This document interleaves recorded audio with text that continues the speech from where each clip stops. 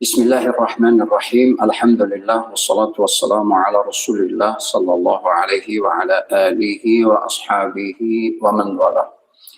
السلام عليكم ورحمة الله تعالى وبركاته. بینندگان عزیز و گرامی،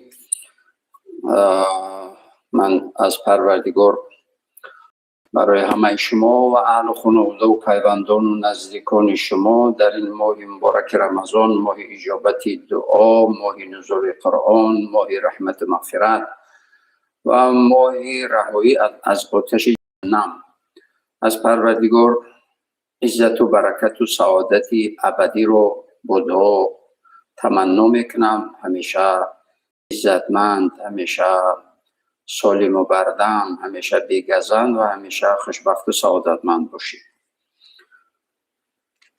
تماشابینان محترم، موضوع امروزه ما چطوری که سوال‌ها خیلی زیاد آمده است در موضوع زکات و صدقه فطر، یعنی زکات کیا باید بدهند، به کی بدهند و فضیلت و ثواب و اجر و پاداشی یعنی زکات و صدقه، خصوصا صدقه در ماه مبارک رمضان و فطر روزه، یعنی اطراف این موضوع یعنی سوالای خیلی زیاد آمدگی هست.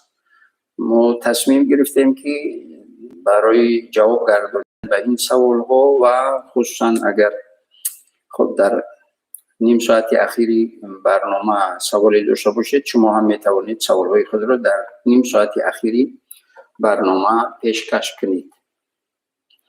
حالا یعنی اونایی که زکات میدهند، اونایی که صدقات میدهند، اونایی که صدقه فطر میدهند، اونایی که دیگران را دستگیری میکنند، یعنی چی اجر و پاداش و چی خیر و برکت و در زندگی میبینیم که چی کار هستند و چی یعنی چگونه زندگی دارند. و اونایی که این کارها را انجام نمیدهند، نه صدقه و نه زکات و نه فطر روزه و نه هیچ چیز، حالا میبینیم که در زندگی چی حال دارند و چی یعنی زندگی یعنی خشک و خالی و بی برکت و بی سعادت دارند.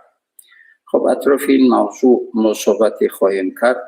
قبل از همه حالا ما باید بدونیم که زکات یکی از رکنهای اساسی دین مبین اسلام شمار می رود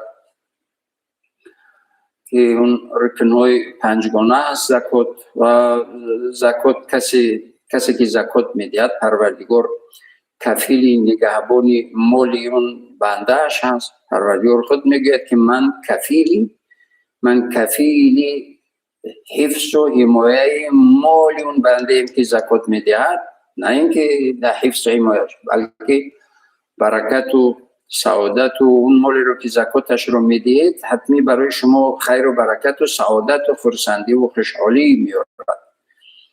خدای نکرده اگر که زکات مالی رو که ندادید، صد آفت و بلا بالای اون چیز اون ثروتمند میارد. برای همین مسلمان یکی از بنای یعنی یکی از رکنهای اساسی دین مبین اسلام این چی هست؟ یعنی چیز مسلمانی به 5 نوع از کلمه شهادت، نماز و روزه، حج و زکات. یعنی زکات یکی از رکنهای اساسی دین مبین اسلام هست و در اسلام بنای مسلمانی بر 5 هست. یعنی اینو به معنی خانه، حالا کلمه شهادت اگر روپوش باشد، این 4 دیواری که هست 4 طرف، اینا نماز و روزه و حج و زکات هست. خب و هر کسی که این یعنی زکات بر کی واجب میشه قبل از همه باید بدانم همه بینندگان عزیز و گرامی، زکات بر شخصی واجب میشود که دارنده باشد، مالش به نصاب رسیدگی باشد. حالا نصاب زکات به حساب کیلو 36,000 سومون است.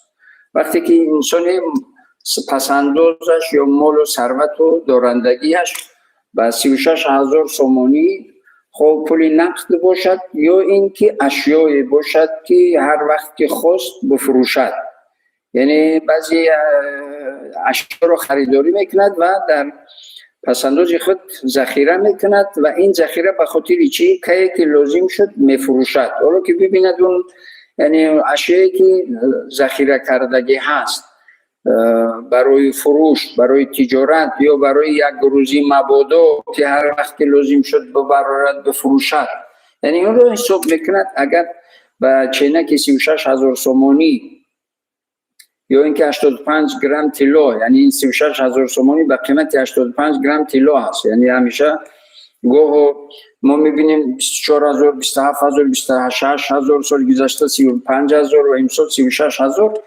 یعنی به خاطری که این همیشه تمامی نرخ و قیمتی، یعنی قیمتی طلا با قیمتی طلا با نرخ طلا زکات حساب کرده می شود.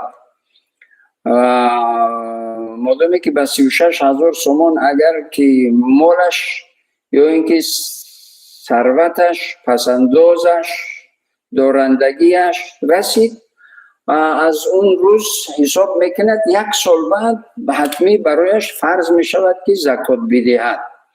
یعنی این یکی از امرهای پروردگار هست.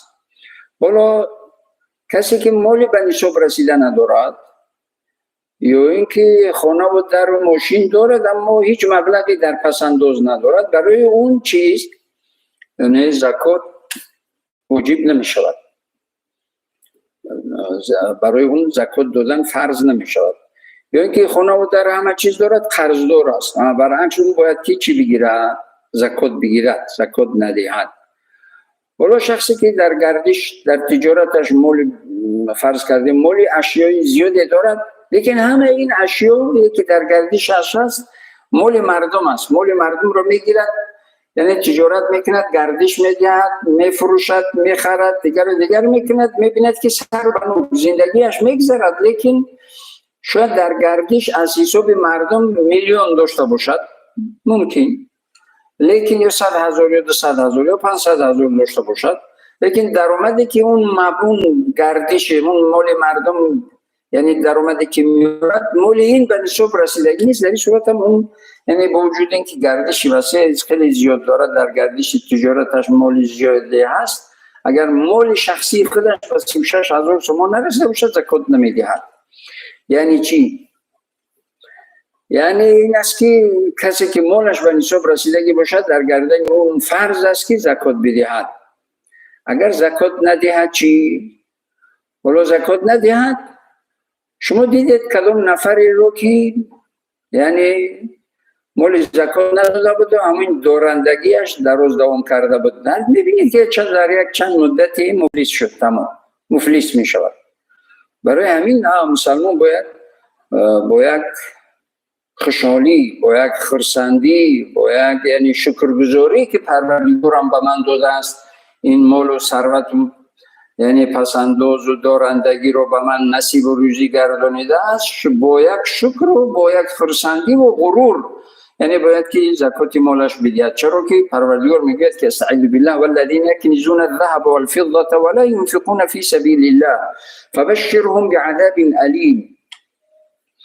حالا میگه کسانی که دارندگی زیاده دارند و این همه رو ذخیره میکنند و این همه ذخیره کرده، چی از طلاواری و چی از نقره و یا که پول نقد و دیگر این همه ذخیره میکنند، یعنی زکات نمیدهند، فطر روزه نمیدهند، قربانی نمیکنند، پس با اونا مجده عذاب بده. چرا اینجا مجده؟ فبشرهم، بشرا به معنی مجده است، برای تحقیر کردن که یعنی حالا اونا رو عذاب یعنی انتظار است، عذاب انتظار است، چی در دنیا چی در آخرت، حتی در دنیا هم یعنی میبینید که از اون دارندگیش هیچ آسودگی نمیبیند، همین از دارندگیش هیچ آبروی ندارد. اون دارنده که زکات مال میدهد ماشاءالله همسایه، خویش و تبار، صله رحم، یعنی همه دوست و رفیق دیگر میگن جوانمردی سخاوتمند است،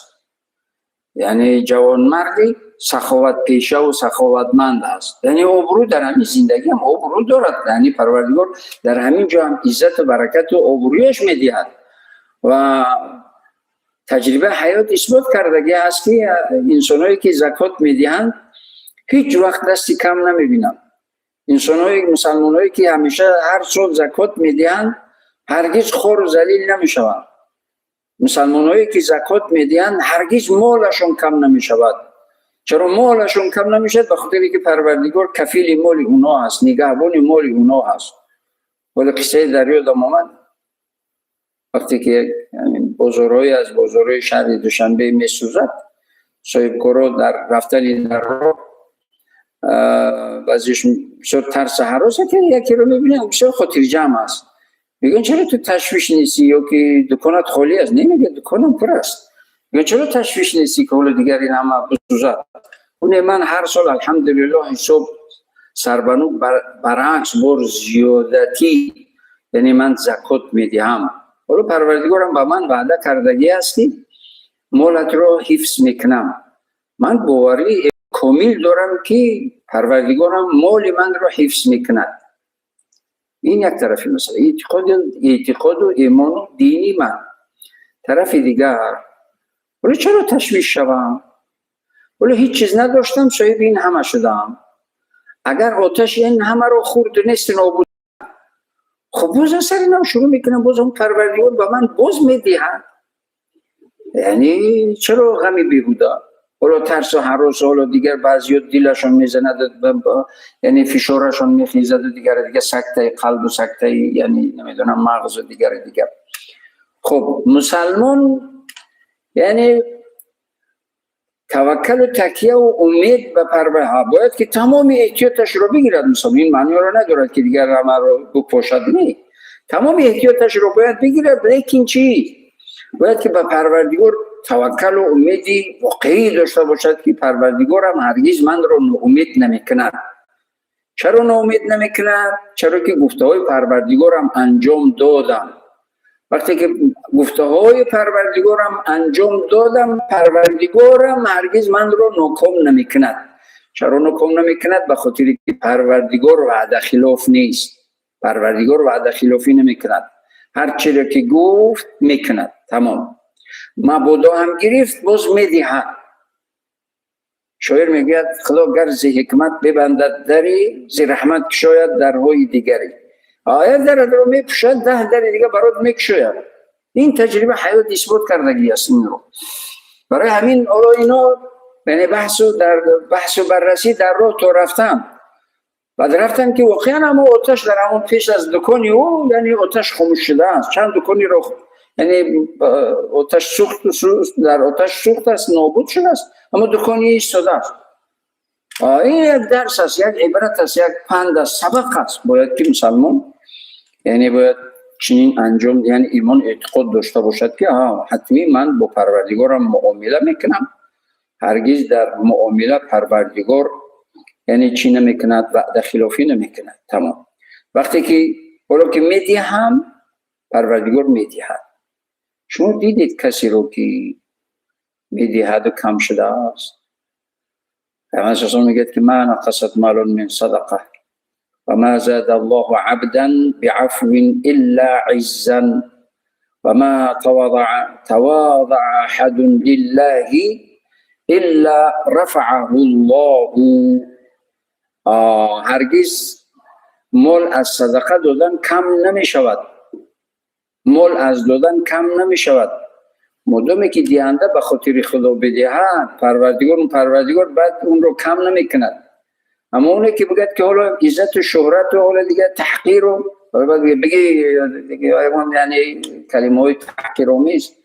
حتی وقتی که انسان زکات که میدهد، زکات مالش رو حق ندارد که به اون زکات دهنده بگد که در حق من دعا کن. بخاطر این امر پروردگار به جا آورده شده است. حالا چه جایی که بعد تحقیر کند، حق ندارد بگید که حالا زکات رو که داد بگید که دادر خواهر اپا عمک در حق من دعا کن. حتی این حق رو نشرا با امر پروردگار به جا آورده شده است.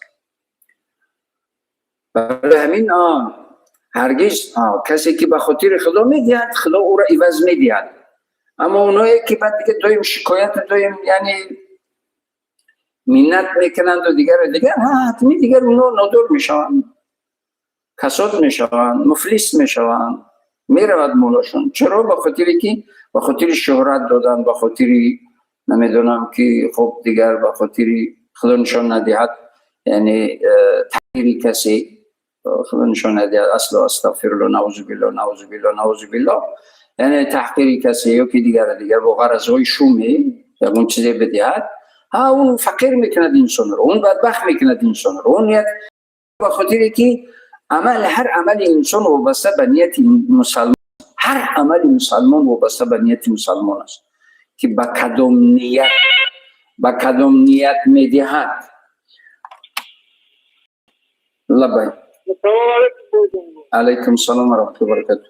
من چه خواهش میکردم که یک 10 دقیقه بعد تماس بگیرید مایلش.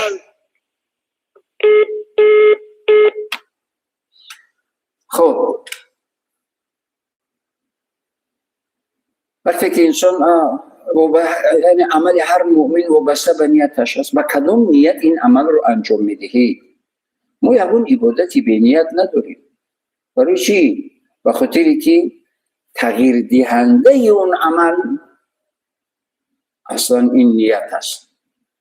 حتی اگر مسجد میاد به خاطری که مردم ببینند، یعنی از روی کبر، از روی که خود نمایی و دیگر حتی از برای پروردگار اون نماز رو نخوند، از برای نشان دادن مردم که حالا که دیگر من این هستم اون هستم، یا اینکه زکات، یا اینکه مال زیاد میدهد به خاطری که مردم بگویند که من دارنده. حتی فرد روز قیامت بعض اونها یعنی نفقه اونها بالای تو واجب است، برای اون حرام است برای تو دادنی زکات به اونها. باید که از حساب مال و ثروتت بدی، نه از حساب زکات.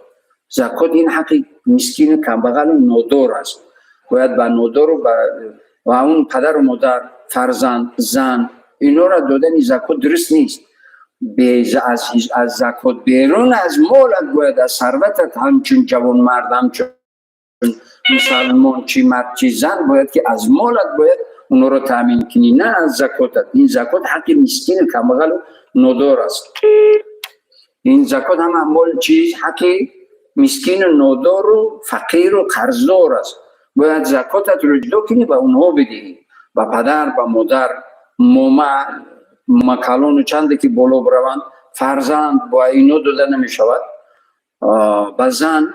چرا که یعنی واجب است نفقه زن بالای مرد شوهر واجب است. اما اگر زن دارنده باشد و شوهر مال شخصی علاوه خودش داشته، تجارت یا که هر چیزی باشد، از خودش مال و ثروت دارد زن، اگر شوهرش فقیر و نادار یا قرض دارد، به خاطر که نفقه زن بالای شوهر واجب است، چی کمبغل باشد، چی دارنده باشد، چی ندار.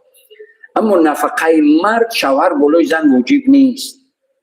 نفقه شوهر بالای زن واجب نیست. از همین نقطه نظر یعنی زن ثروتمند میتواند که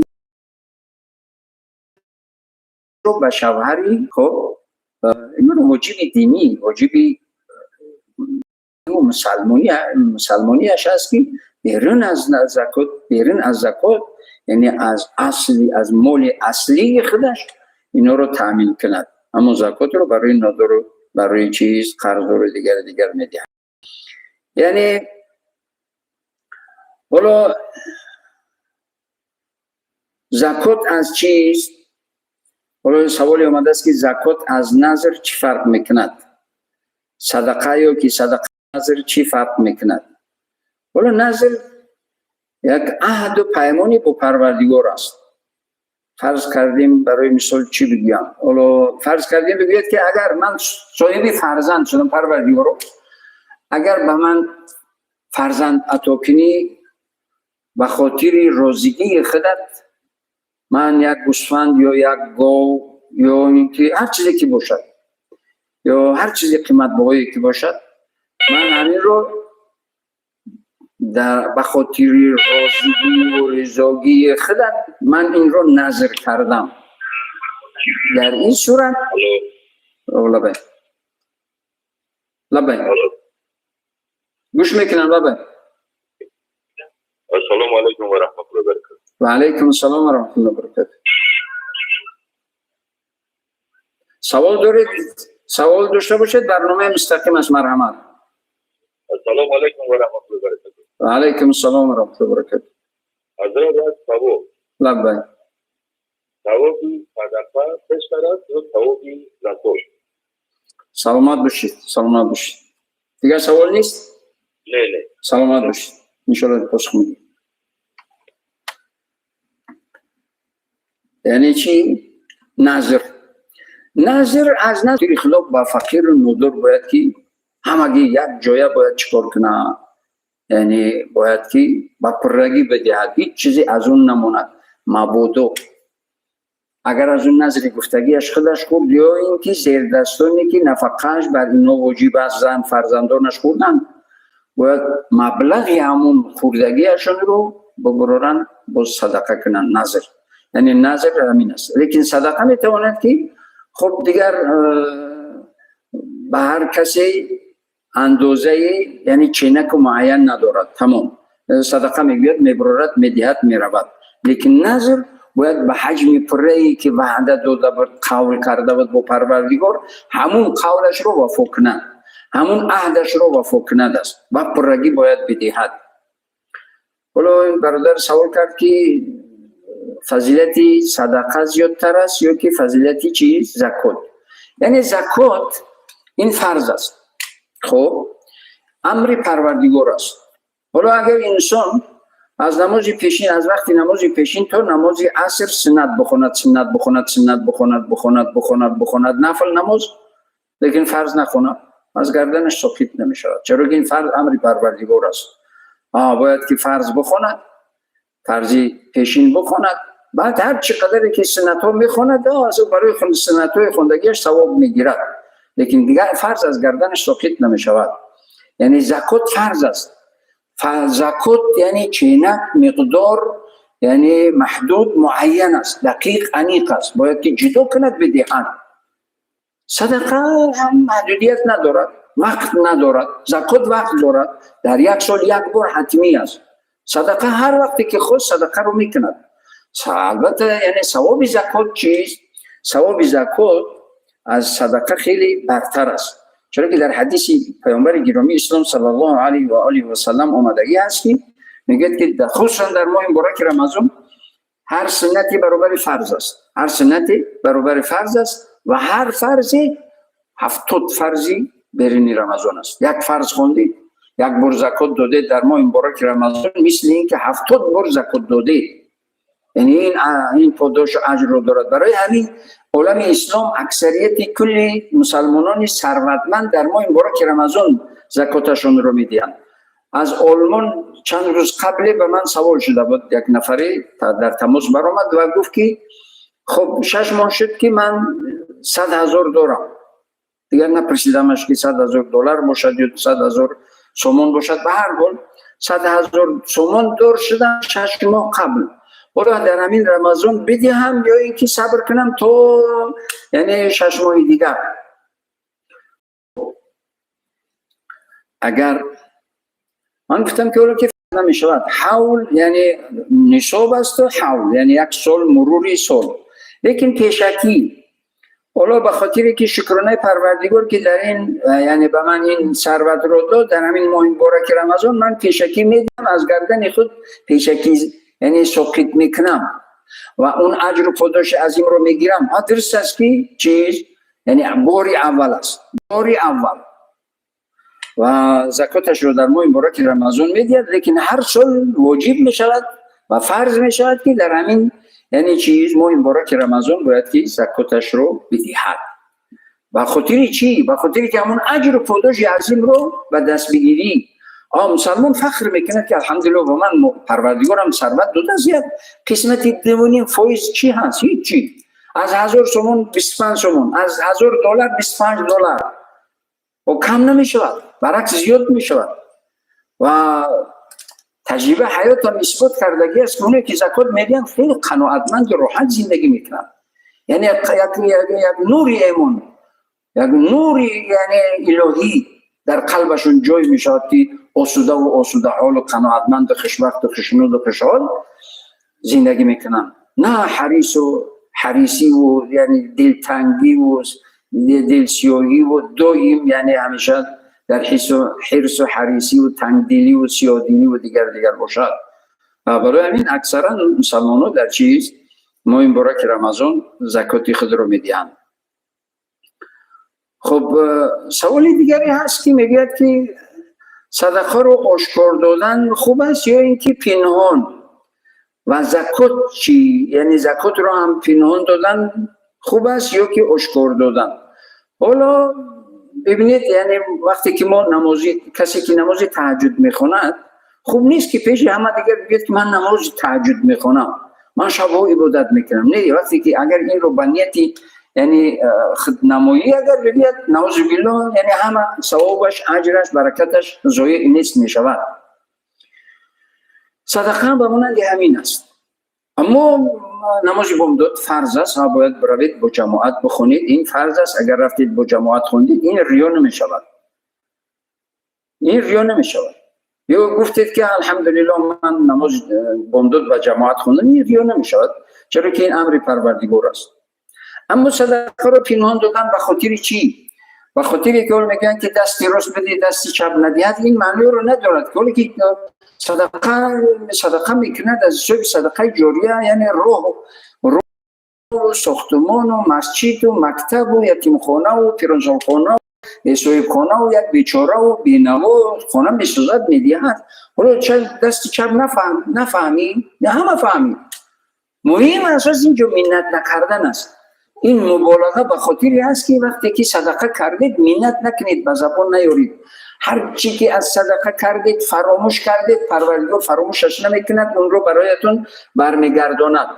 اما هر چی رو که کردید منت کردید، پروردگار اون رو فراموش میکند. این چه خطرناک است. بعضی انسان رو میبینید بعد میگه که من سال این کار کرده بودم، دیگر 10 بار 100 بار همین گپ میگوید که من این کردم، من اون کردم. با بخاطر چی؟ بخاطر که بگن که حال دیگه من یعنی یک وقتی ثروتمند بدم و کردم و دیگر بدم، حالا که نمیکنم کردم. در اینجا اگر خودنمایی باشد، اجر و پاداش و خیر و برکتی اون صدقهش از بیخش نیست میشود و میرود.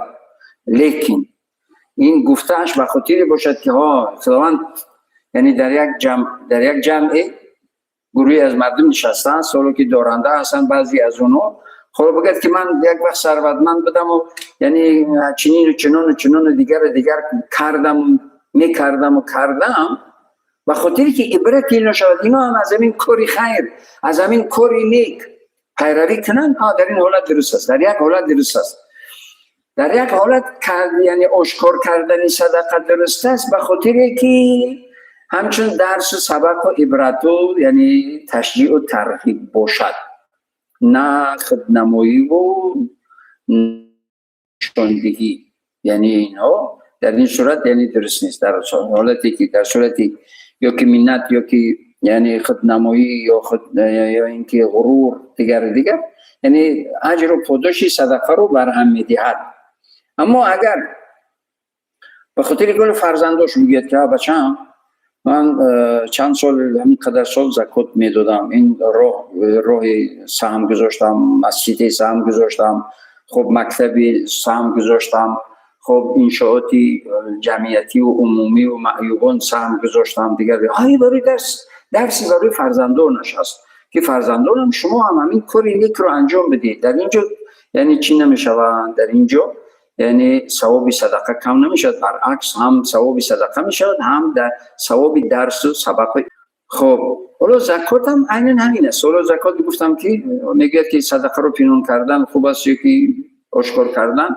حالا زکات رو پنهان کردن خوب است یا این که آشکار کردن؟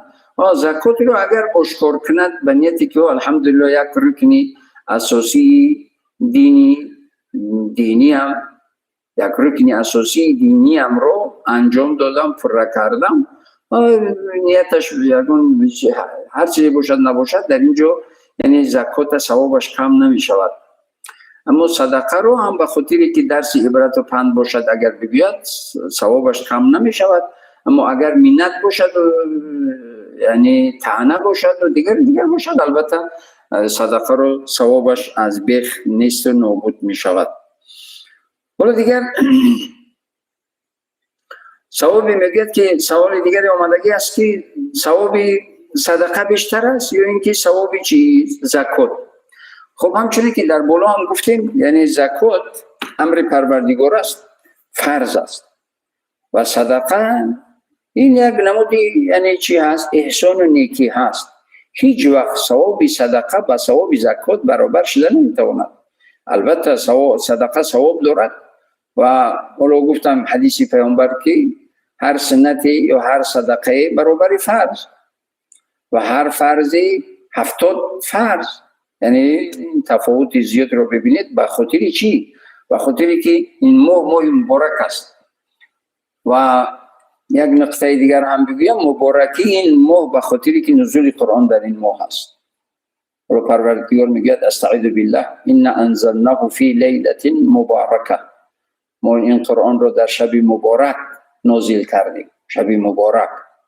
حالا در اون آیه در اون سوره شرح نمیدید که شب مبارک کدام شب هست. بعد در سوره قدر پروردگار میگه بسم الله الرحمن الرحیم ان انزلناه فی لیلة القدر و ما ادراک ما لیلة القدر لیلة القدر خیر من 1000 شهر تنزل الملائکة والروح فيها بإذن ربهم من كل امر سلام هي حتى مطلع الفجر. یعنی در اینجا شرح تفسیری قرآن به قرآن. حالا اون آیه مبارکه که در شب مبارک، حالا اون شب مبارک رو میگه که ما نازل کردیم قرآن رو در شب قدر. میدونید شب قدر چقدر قدر دارد، چقدر فضیلت دارد، چقدر برکت دارد، چقدر برات سعادت میارد، چقدر از گناه پاکت میکند، چقدر با تقدیر یک ساله آینده باز نیک میکند، سعادتمند میکند و میسازد و دیگر این همه. و ما ادراک ما لیلة القدر لیلة القدر خیر من 1000 شهر. یعنی شب قدر برابری یعنی برتر از 1000 ماه است. حالا 1000 ماه رو ما حساب شماری کنیم 83 سال و 4 ماه می شود. 1000 ماه می شود 83 سال و 4 ماه. پروردگار میگوید برتر از 1000 ماه. حالا برتر گفتن پروردگار چقدر تصور کنید، تصورش هم کردن نمی شود. چرا که وقتی که پروردگار میگوید برتر، دیگر اون از تصور انسان بیرون است. چقدر به اندازه یعنی اجر و پاداش و خیر و برکت دارد. لیلة القدر خیر من 1000 شهر. تنزل اون چه شبی هست؟ در اون شب ملائکه ها و روح نازل می شوند و دعای خیر و برکت و رحمت و مغفرت برای انسانهایی که عبادت میکنند، برای اونا طلب رحمت و مغفرت میکنند حتی تا صبح صادق دمیدن. لبنی. سلام علیکم و رحمت الله. و علیکم السلام و رحمت الله. نظر نازین خوبین؟ الحمدلله فضل پروردگار. سوال داشتیم. مرحمت. زکات رو به یک نفر دادن افضل است یا که به چند نفر؟ سلامت باشید، خدا خیر برکتی. دیگه سوال نیست؟ مرحمت. می زکات رو به دیگه منطقه روی که مثلا در دیگه دولت قرار داره، طریق تلفن این پلاجینیو روی میکنی مثال درست میشه یا که باید در دست بری زکات بدی؟ خدا خیر برکتی. سلامت باشید. تمام، دیگه سوال نیست؟ سلامت باشید. موفق باشید. خدا خیر باشید. خب زکات یعنی بناداری که حتمی دسترس می شود به اون، یعنی چی به واسطه تلفن باشد، چی به واسطه چیز شد باشد، مهم و اساس زکات گیرنده صاحب شود، مالک شود، صاحب شود، مالک شود. یعنی اون مال را به دست بگیرد، چی به واسطه باشد چی به واسطه باشد.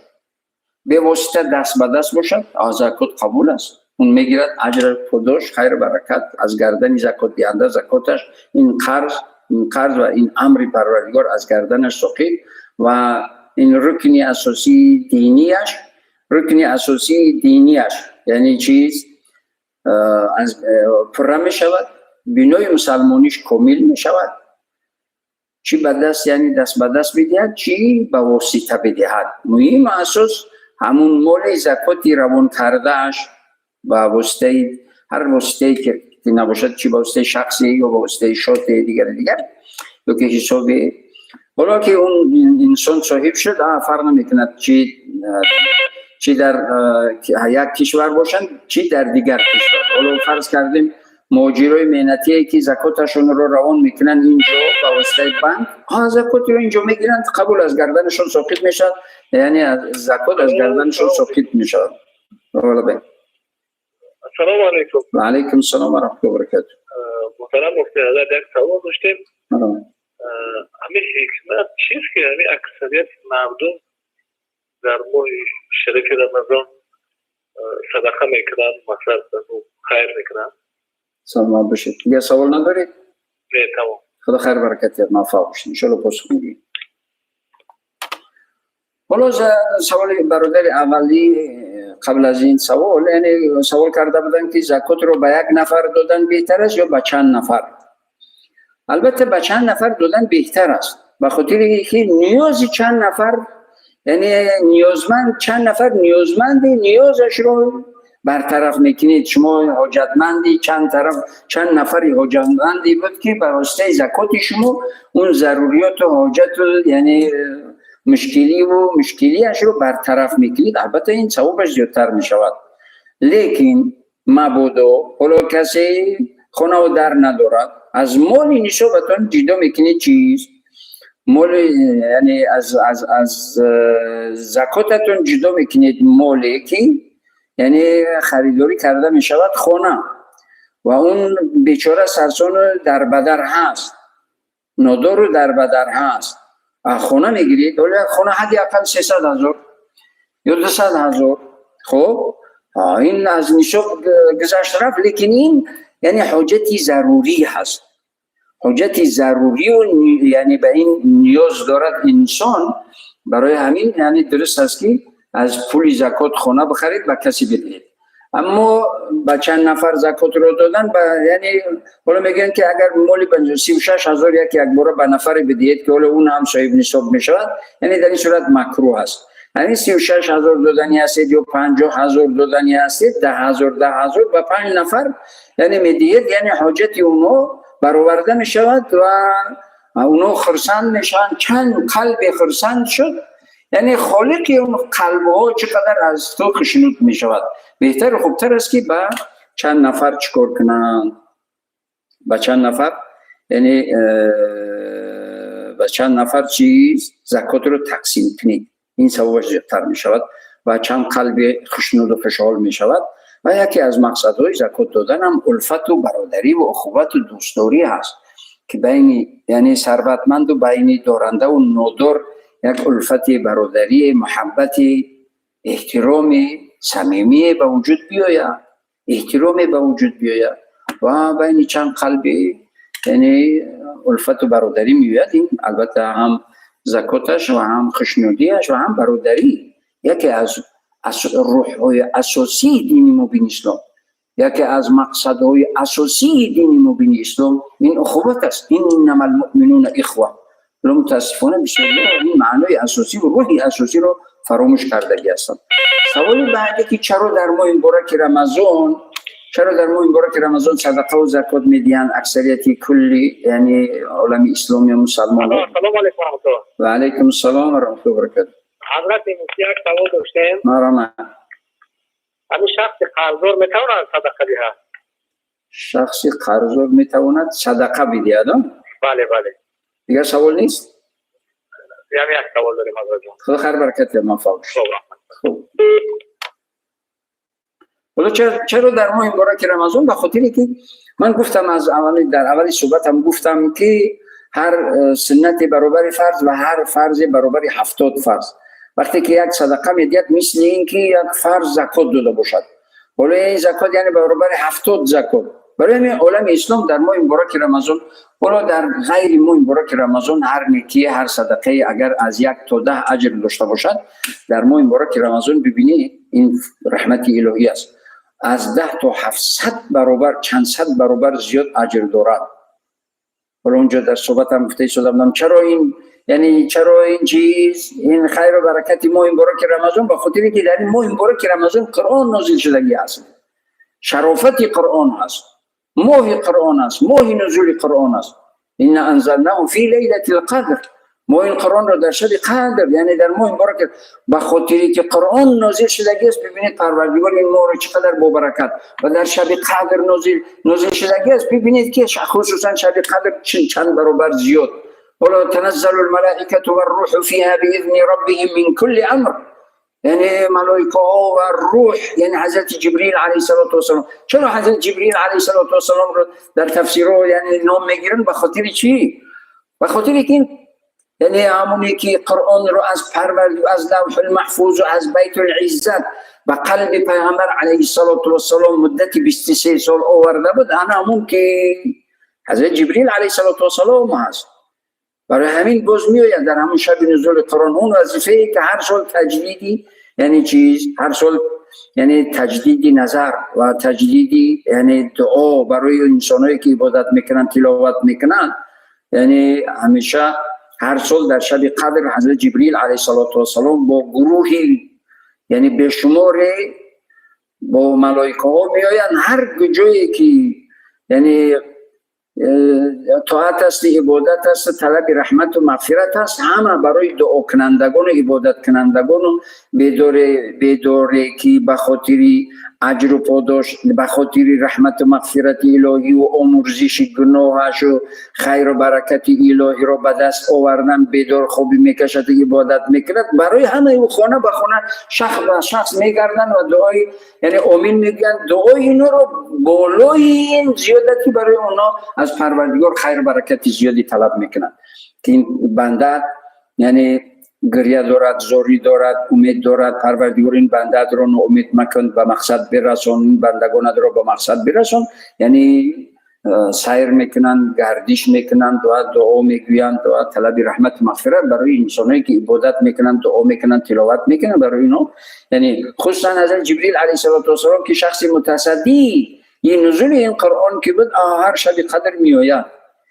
ببیند که تا وقتی که پیامبر علیه السلام بودن، از وقتی اول نزول قرآن هر رمضان جبریل علیه السلام می آمدن، از همون قرآنی که هست، قرآنی رو که نازل کرده بودن از پیامبر علیه السلام میشنیدن. سال اخیری قبل از وفاتشون، یعنی اخیری وفاتشون در رمضان اخیری قبل از وفات، یعنی یک بار جبریل علیه السلام قرآن رو خوندن که پیامبر علیه السلام شنیدند و یک بار پیامبر علیه السلام خواندند، جبریل علیه السلام شنیدند. برای همین حالا در مسجد، همه مسجد جامع ما و موافق مذهب امام ابو حنیفه و دین مبین اسلام سنت است که در حد اقل در ماه مبارک رمضان یک بار قرآن ختم می شود. چرا؟ بخاطر اینکه این ماه مبارک رمضان مبارکی و فضیلت و برترین ماه مبارک رمضان در این است که ما نزول قرآن است در اون. ولی هر جایی که قرآن باشد و هر مؤمنی که قرآن رو با کدام نیتی که میخواند، قرآن همون است. ولی متاسفانه بعضیا حالا باید آواز شما نمیاد. لبین سلام علیکم حضرت جان. و علیکم السلام و رحمت الله و برکاته. 50,000 زکات که مردم از 10 تا 10 کس 5 همه زکات دادن نمیتونم. یه بار دیگه تکرار کنید سوال رو. همه 50,000 همه خالای من داده که مردم از خرج دادگی هست. خب 10,000 در یک کس، 5,000 در یک کس همه زکات دادن نمیتونم. 50,000 در دست مردم دارد. سلامت باشید. دیگه سوال نیست؟ دیگر سوال ندارید؟ خب نه حضرت جان. خدا خیر پولشته. سلامت باشید. تمام. حالا 50,000 در دست مردم دارد. حالا 100,000 200,000 نیم میلیون چندی که باشد، وقتی که در دست مردم دارید قرض دادگید، قرض حسنه، خب قرض حسنه از صدقه ثوابش زیادتر است. حالا انسانایی که گرفتن شرایط یعنی وعده گرفتگی هستن که فلان روز ما آورده میدهیم یا فلان ماه یا کی، حالا وعده خلافی نکنن. میدونید که وعده خلاف نیست، میارد در مهلت گفتهش قرضت رو مبلغت رو برمیگرداند. در این صورت اون 50,000 که دست مردم هست، از هر 1000 25 سومانی باید که زکات جدا کنید هر سال. اما ولی وقتی که در دست بعضی‌ها هستند که فند فریب خوردگی هستی، فریب دادگی هستند، بعد می روید که می بینید که آدمی دروغگو هست که از چند نفر خود رو سرخ کبود میکند و میگیرد، بعد فریب میکند و میگردد و نمیدهد. شخصیتش معلوم شد که فریبکار و غارتگر و دزد است، بیشرف است. وقتی فهمیدید که یک بیشرف است، شرافت و کرامت انسانی ندارد و فکر گور قیامت هم عذاب قبر و گور قیامت هم ندارد، در اینجا زکات اون پولی دادهتون رو زکاتش رو نمیدهید. یا اینکه انسانی که با شرافت است لیکن نادار است، میگوید که من میدهم لیکن فعلا یعنی امکانیت ندارم، و میبینید که عموما امکانیت ندارد. حالا این چند سالی هست که ممکن است که این در چند سال امکانیت پیدا نکند که مبلغ شما رو، قرض شما رو بر بگرداند.